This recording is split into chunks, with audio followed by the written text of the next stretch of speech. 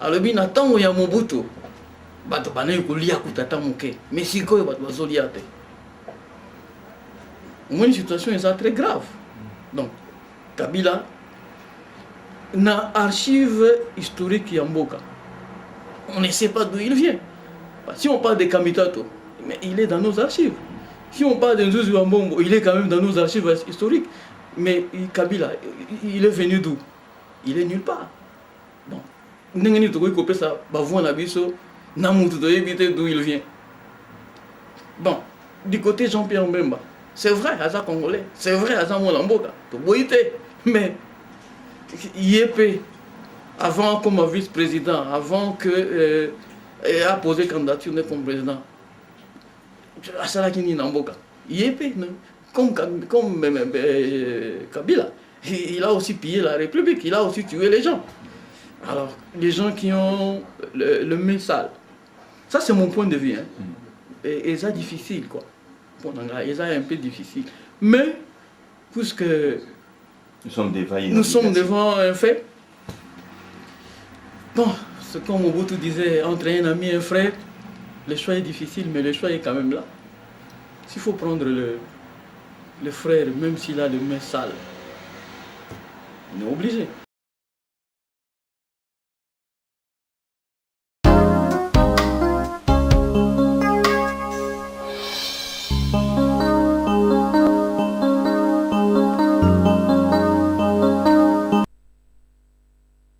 Je m'appelle M. Olivier Kungwa Morandikire et j'ai en face de moi M. Étienne Kabila Taratibou, président du directoire national de la mouvance des nationalistes patriotes pour le renouveau, en sigle MNPR. Bonjour M. Étienne Kabila. Bonjour monsieur. Après un long silence, après qu'on ait remarqué votre apparition dans les médias de la République démocratique du Congo, le 15 janvier 2002, là où vous avez fait une intervention sur la mort de M. Laurent Désiré Kabila, suivi d'une autre intervention à Sun City en avril 2002. Qu'est-ce que vous pouvez dire actuellement de la situation politique en RDC? Parce que nous savons que juste après, il y a eu les accords, il y a eu la signature de l'accord global inclusif par toutes les parties qui étaient en guerre en RDC, qui a occasionné la mise sur place d'une transition. Et cette transition-là avait comme objectif principal la tenue des élections en RDC au plus tard le 30 juin 2005. Et cette transition-là a été encore augmentée de 2 fois 6 mois. Donc logiquement, les élections doivent avoir lieu au plus tard le 30 juin 2006. Mais, semble-t-il, la situation n'est pas toujours trop claire. Et alors, quel est votre point de vue en tant que président du directoire national du MNPR? Merci pour la question. Vous évoquez la situation politique en RDC, notamment les accords de Pretoria, jusqu'à arriver à la tenue des élections. Contrairement à mes habitudes, aujourd'hui j'aimerais plus m'exprimer à Lingala pour un peu toucher toutes les couches de notre pays. Donc j'aimerais plus m'exprimer au bas peuple, aux souverains primaires. Et pour la manière la plus claire de s'exprimer, il faudrait que ce soit dans l'une de nos langues. La présence de Joseph à côté des musées, pourquoi? Parce que les musées sont la guérilla, Kala, depuis 1964. Il y avait des amis mercenaires, burundais, rwandais. Alors, ninga na ye nyonso wa bana ko accompagner na litwa na so bakufi abana ko zobana na ye bana na bango adopté bango. Il n'était pas le seul à être adopté par le musée Joseph. C'est les man Azaki adopté par Kabila. Il y a Saïd papa na ye aza mutango ya moba akufaka na lutte Kabila adopté kaye. Il n'y a pas que eux baza ebele o bazaki adopté. Joseph Akoli Nandaka Laurent Désiré Kabila.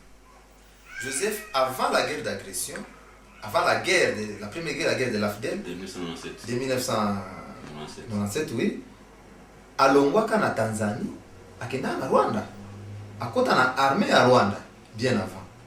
Alors, leur guerre est bandit, il y a AFDEL.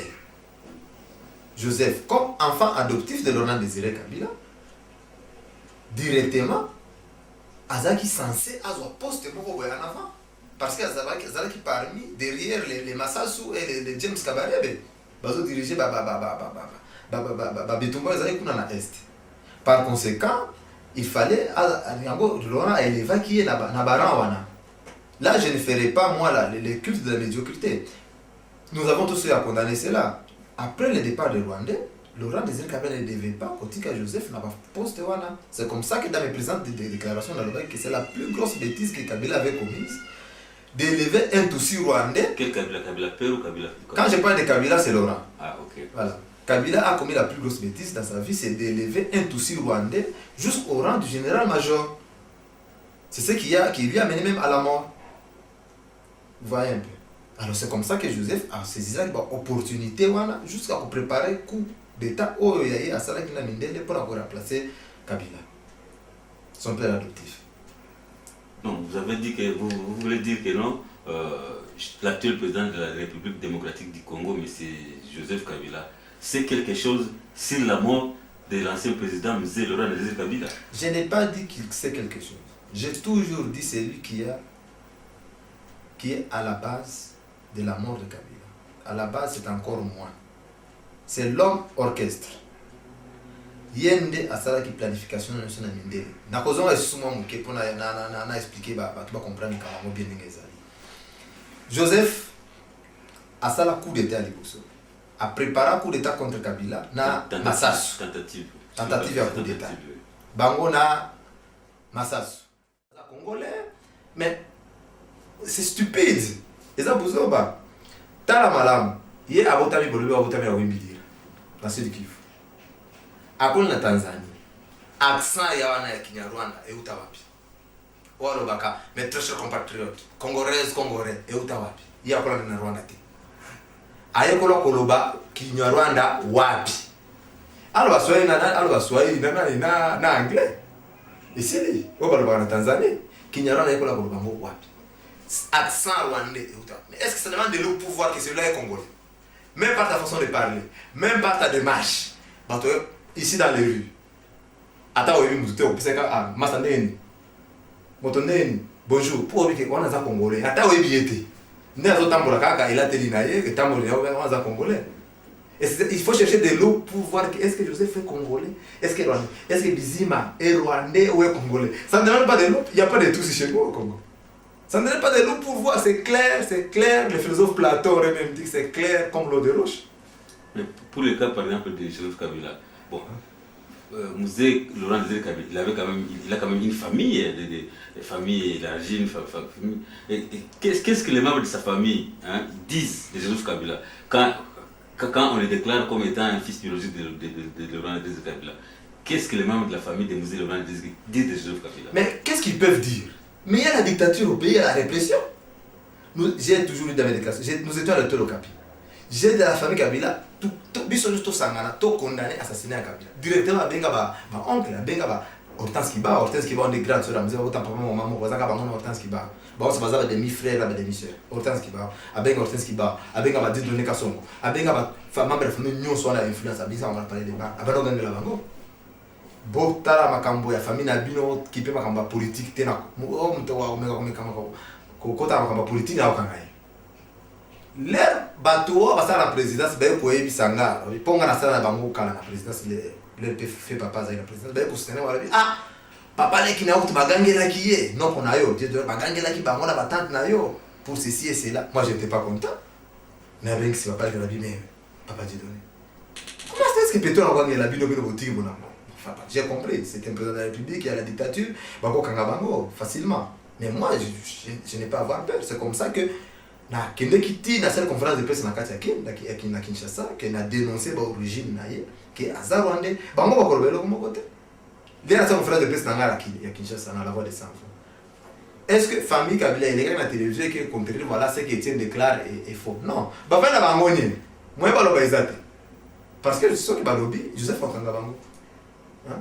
Okangabango, il a tué Kabila. A Fosseri, yo Zanani, ceux qui disent Kabila, ceux qui cousaient à Kabango en lobby. On fait beaucoup plus facilement. Le chef de l'État Kabila, né à Zalakiwana, à Koufa. Et bon, on ne pas. Et je crois que c'est cette même crainte-là qui justifie jusqu'à ce jour votre séjour ici en Afrique du Sud. Joseph n'a pas peur de tuer. Il a tué ses amis intimes. Moussa Viande, Jonathan Moubawa. Ce sont ses amis intimes. Aboma Bango. Massassou, je peux dire. Mais Massassou aussi, on peut le dire. Aboma Bango. Est-ce que lui a peur de tuer? Il tue aussi facilement qu'on tue un insecte. Hein? Il peut me tuer un jour, je ne sais pas, demain ou après-demain. Mais moi, je n'ai pas peur de la mort. Au moins, je suis sûr que le Congolais saura, voilà, Joseph a tué Étienne aussi parce qu'il déclare de la vérité. Hein? Je l'ai toujours dit, moi, quand je déclare, c'est la vérité vraie. C'est ce que dit le philosophe Platon. C'est la franche vérité, la vérité vraie, la stricte vérité. Hein? Je n'ai pas allé à côté, je l'ai toujours dit. Joseph, Papa Naï, Christopher Kanambe, Azaki mercenaire, ami à Kabila, a Koufi Kabila a adopté moi, il y a camarade Naï. Azwa pe bana mususu bana pe ebele baza pe na Kinshasa lelo. Le problème va le bagater. Bakoloba te. Baza enfant adoptif, bako baza en paix, baza ba Saïdi, baza na bango kuna. Il ne fait pas de bruit, il s'occupe de ses petits business. Hein? Il ne peut pas faire beaucoup de bruit parce que Joseph Akanga déjà la Chine. Pardon, Saïdi, plusieurs fois. Bah John, mes jeunes frères, Akanga m'a plusieurs fois. Pour l'année, pour avoir mis tout ça, la business, ça, la moi comme on a ébima, allez, il est aux arrêts. Pour voir le bâtir.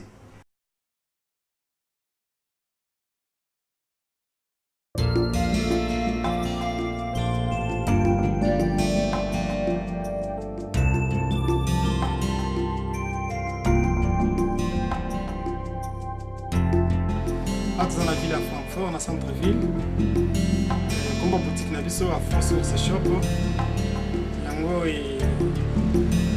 y a une moins diversité à il y a solo papa Jean, pour la cave, il y a un salon mixte. Nous avons un mois pour la vite fait, c'est-à-dire que biloko amoka nabiso kwanga likayabo moi kamundele il y a makapuna pe bana mai bamela kama moko na bango na se. Vraiment à la carte à Francfort, biloko ya kolia. Des fois, ce lingi vraiment les biloko na biso africain, il faut y en shop comme ça beaucoup d'agneaux, il y a li biloko ba mame zali boutique toutes les variétés ezali na katwana mais ala place na biso ba congolais na ba de samwa tango makambe sa magana et puis naza ko sena bandi ko bele ba soutenir baya ka kusomba wa baya ko seta mo mingi hawa c'est ici kana biso Kibaka ni kisika mususu, Belgique les musika, Hollande les musika, qui viennent donner un coup de main à notre frère. Effectivement, sans commentaire, on a vu que ils allaient place mon très propre, que dans le Sénégal, nous sommes à négocier surtout au bas de propriété, nous sommes à consommer quelque chose de bien, à la carte dans la donc on est là à l'aise. Oui, vous suivez nos pas cassettes en direct. Oui, vous suivez la bande de surtout. Au même moment, on a vous vendez vous sur la calme. C'est un endroit vraiment que j'ai beaucoup apprécié. Ah, je suis un carré dans le pays. Moi, je passe à la ville où on a bango, c'est la bango. Les carapés awa, ils sont belés en France de pays, Belgique ils sont bango. Les propriétés né, les gars. Nasirouye, financé, mon niveau là on est gazali. En tout cas. Donc awa, ils ont une maison à Bissau. Donc, tout ce qui est visité à moi, Pamona, tout ça, la Kawamura, tout ce qui est à tout ce qui est la base de la plate. Ok. Numéro 1, donc tout ça, tu as juste dans l'hôtel Ibis. Hôtel Ibis. Il y a 5 minutes dans Banoff, ou bien gare centrale,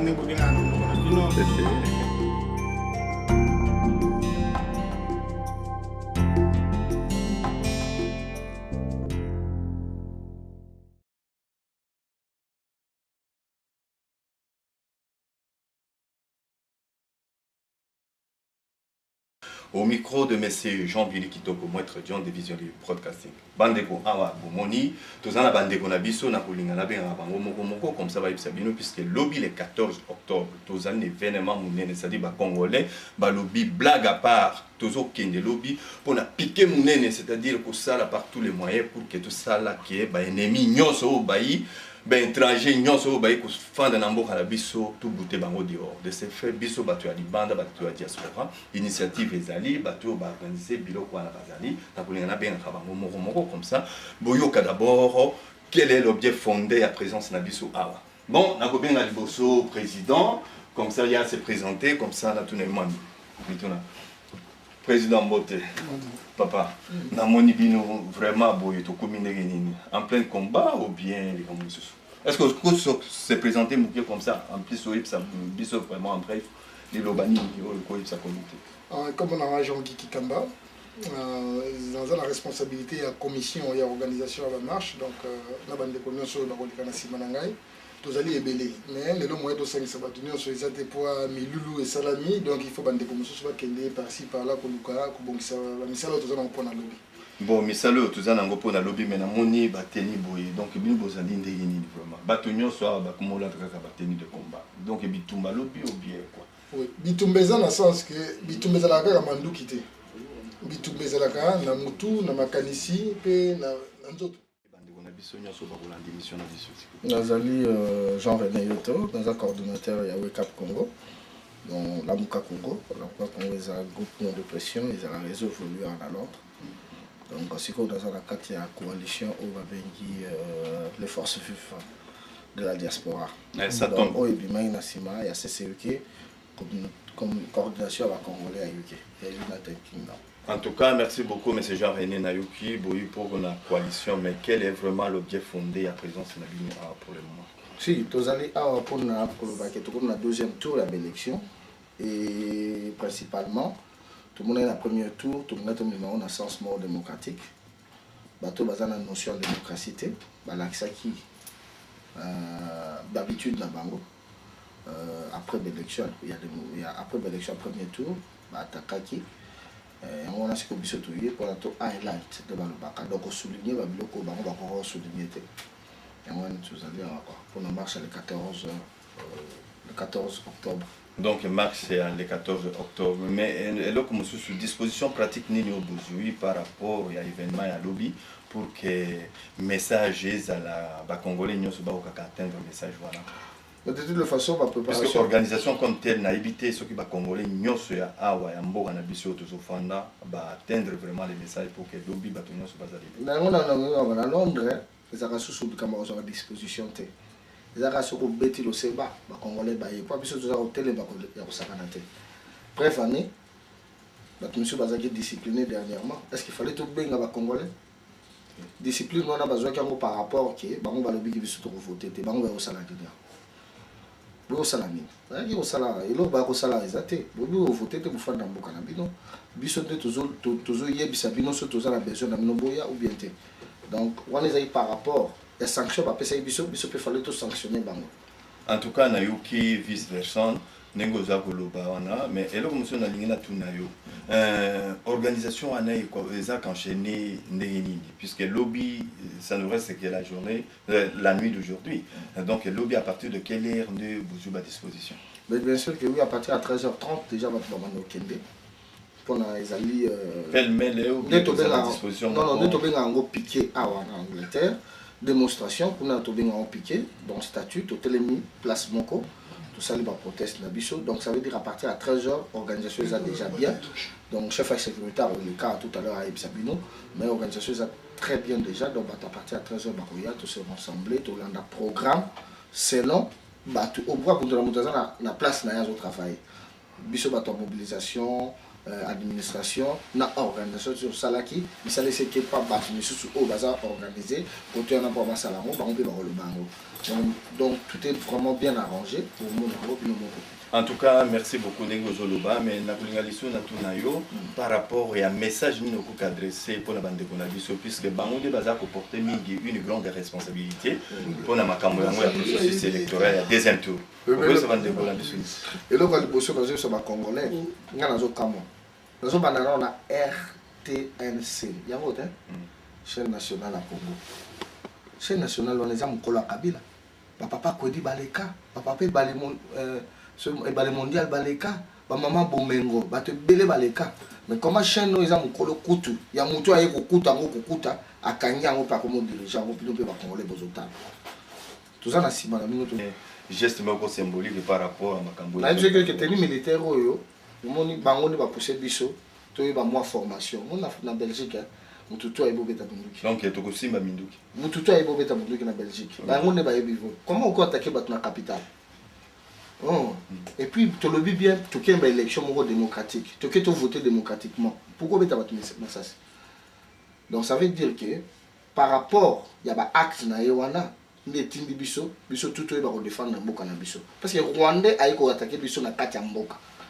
Bon mon a image à Etienne Kabila zolo avec. Dans sa publicité Etienne Kabila mais mutu nyonso ça na sima na biso les Américains l'ont dit. Soit aux na biso, soit aux contre biso. Net papa Sakombi aux contre biso. Donc papa Sakombi aux contre biso. Donc soit aux biso soit aux contre biso. Ça veut dire que il y a le baquet, l'américain va se battre le baquet. Donc tenue militaire, ils ont une façon à le baquet pour défendre Mboka. Si la souka parce que les militaires va le papa makila pour l'école. Il y a un tout l'attaque tenue pour le makila na biso comme pour l'école. En tout cas, tu continues ma journaliste. Naza prophète Kimbangu Congo. Bon, papa prophète, la moni Kagoul Boye, nous kolobani puis c'est de mon abato bazaba très mystique mais ça des balades à babilo wanema.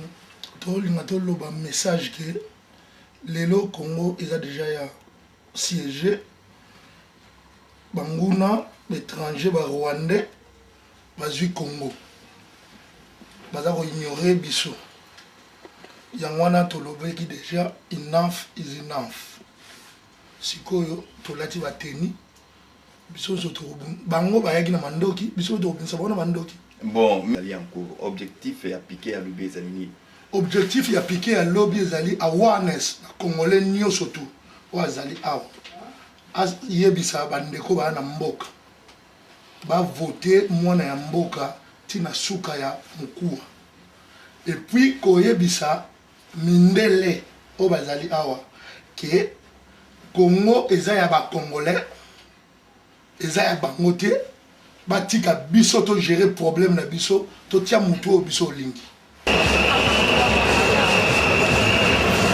Bandeko toujours dans le cadre de Vision Libre Broadcasting, les autres le 14 octobre, les appliqués moulins pour les Congolais. Nous avons dit que tout dans la danse street, le numéro 10, c'est pas Tony Blair, Bandeko Bailly, juste pour se manifester. Vision Libre Broadcasting a aussi la bine de Lili, à la personne de M. Osomba Kitoko, Jean Billy, maître Jean de Vision Libre Broadcasting.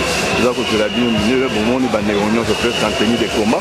Et je dis que la cabine qui est ma cambézali n'est puisque les Congolais balobi deuxième tour électrique pour moi en Mboka Leka pas question à blague pas question à ça aventure et on doit demander des millions à les autres pour moi dit à ça de comboté papa awa yo zali membre munene ya kati ya Lisanga oyo nalingi vraiment zali président penza Lisanga nalingi na tuna vraiment quel est l'objet fondé à présence na biso awa présence na biso zali parce que tolingi to récupérer Mboka na biso toyawa parce que Mboka na biso eza na stake ne ba en anglais baya basiéger communauté internationale eza na idée ke kabula Mboka na biso bazwa ngo tina sa mabeli alors biso tovandi awa tokozongi kondima ngo te tolingi te to récupérer Mboka na biso ezongela biso ba Congolais.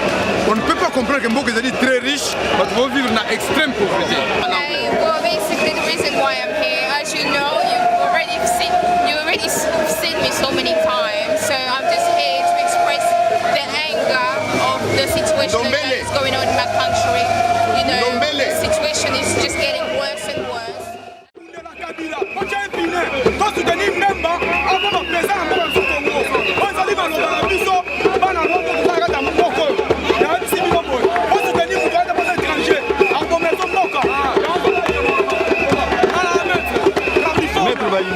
La moni vraiment présence na yo awa elingi kolobani c'est la moni vraiment colère à danger présence na nga na place oyo na yo soutenir Mboka na Congo ngai Mboka na eza Congo Mboka na eza mpete pe et puis mon souci ma famille va traîner na Mboka kuna en général bazo souffrir hôpital ezalaka te baklasse ezalaka te misala ezalaka te mais mpona nini bino bakongolais bosoutenir Kabila yana système na babi ekomi système ya Al-Qaïda ekomi système ya Al-Qaïda oyo bokomona soutenir Kabila bana kini kine comme biso adeta blague ya soutenir. En tout cas cas, merci beaucoup. Merci. Continuer à tout ça dans donc, on soutenir Kabila jamais. On soutenir Mbemba, on pouiller Mbemba, on va président en Mboka, on va aller en Mboka. On va Rwanda, on va président en Mboka na biso. Les arrêtés. Voilà qui nous est Congolais, on tire la Congolais. On va dans les poteaux, on va Rwanda, on va Rwanda piler. On va Rwanda dans Mukete. Mettre on tire la mettre na Kini Rwanda, on va prendre Yankee, on tire la Yankee. Bâtiment ou Taliban, on va refaire la nouvelle violation, on va rester les arrêtés. Toi qui il faut tellement. Puis on a mis qui il faut la danser. On fait ça la danser par contre il tombe. Mettre on tient mis côté moussina marambo. Bilo bole mbaté, Afrique a toujours ma race. John Samba dans la bilo. Mikel Mtalobi, faut ça on a proposé Simba. Merci tokomi na soka ya émission na biso bino moko bolandi conférence ndenge lekanaki bolandi pe bandeko na biso ndenge basali commentaire mais na koyebisa bino loko moko ke mosala na biso vision libre ezali ndeko mela bino information pona e permettre bino bosala ka ba analyse moko objective pe boye ba solo réalité ezali koleka na moko na biso boye tokomi na soka ya émission na biso pona mokolo mwa lelo na réalisation ya monsieur Jean-Billy Kitoko pe na ngai moko madame Rose Kitoko to pesi bino merci pe na équipe mobimba nyonso ya vision libre broadcasting to kosenga bino soki bozana ba suggestion bozanga te ko benga biso ko pesa biso esengo mingi pona ko mona pe ke bolanda ka biso pe boza ko sepela na biso boye bozanga te ko benga biso toza na disposition na bino to kozala toujours à mesure ya ko aider bino d'une manière ou d'une autre to pesi bino merci à la prochaine. Bye.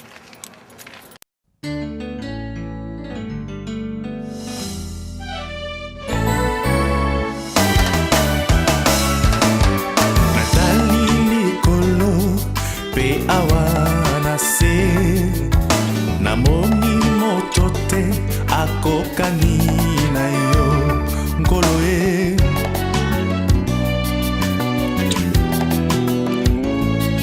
na kitoko na nguya pe mayele na bozwi pe bosantu ozali yo moko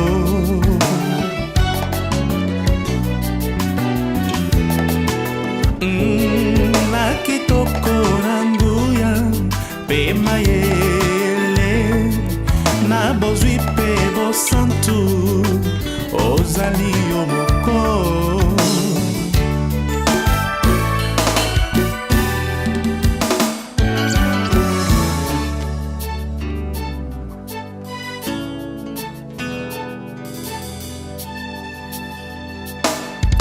nadali likolo pe awara se namoni moto te aza lokola yo yawe